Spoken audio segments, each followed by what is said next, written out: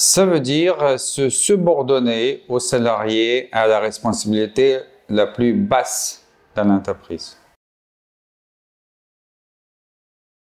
C'est une nécessité peut-être aujourd'hui, mais d'ailleurs comme toujours, d'avoir des collaborateurs qui ont envie le matin d'aller au travail, non pas parce qu'ils sont obligés, mais parce qu'ils ont envie.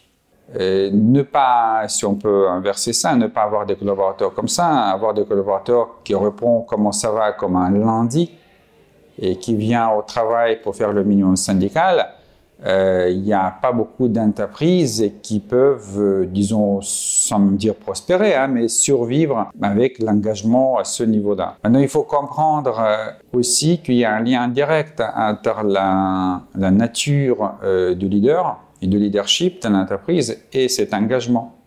C'est pas parce qu'il y en a quelqu'un qui porte un titre directeur général, le PDG, etc., qui est un leader que les gens ont envie de suivre. Ils vont obéir parce que par derrière, il y a ce qu'on appelle des carottes ou des bâtons, mais ils n'ont pas envie. Et quand les gens ils sont dans cette posture-là, ils font quelque part leur minimum syndical. Ils ne vous confient pas à vous le rôle de leader qu'ils ont envie de suivre et donner le meilleur d'eux-mêmes.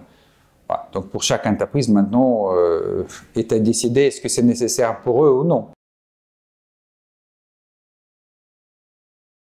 J'aurais dit ce comportement, ce leadership sans ego, il est présent chez certains leaders sans qu'ils aient besoin de travailler sur ce sujet-là par l'éducation, très souvent par l'histoire personnelle familiale.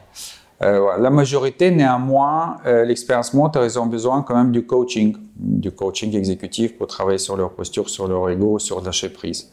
Voilà. Et puis, il y en a quelques cas sévères que je connais d'un certain nombre des patrons qui ont besoin de faire de la psychanalyse.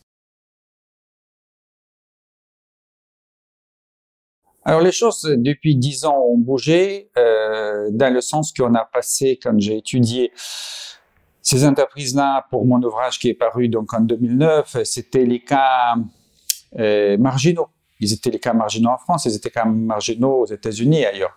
Aujourd'hui, c'est plus des cas marginaux. Ils ne sont pas majoritaires, évidemment, mais on parle des centaines d'entreprises. On ne peut pas plus parler de la marginalité quand des entreprises comme Michelin, à l'échelle de 20 usines, sur une soixantaine, des entreprises comme Decathlon, des entités chez Airbus, les caisses de sécurité sociale, les municipalités, les offices HLM, etc., se sont lancés dans ça. Donc, c'est un mouvement, aujourd'hui, c'est un mouvement majeur. Certains disent, en tout cas, il y a une enquête de la FNEJ qui l'a montré que c'est le mouvement ou la notion de management de l'entreprise la plus importante jugée par les managers français.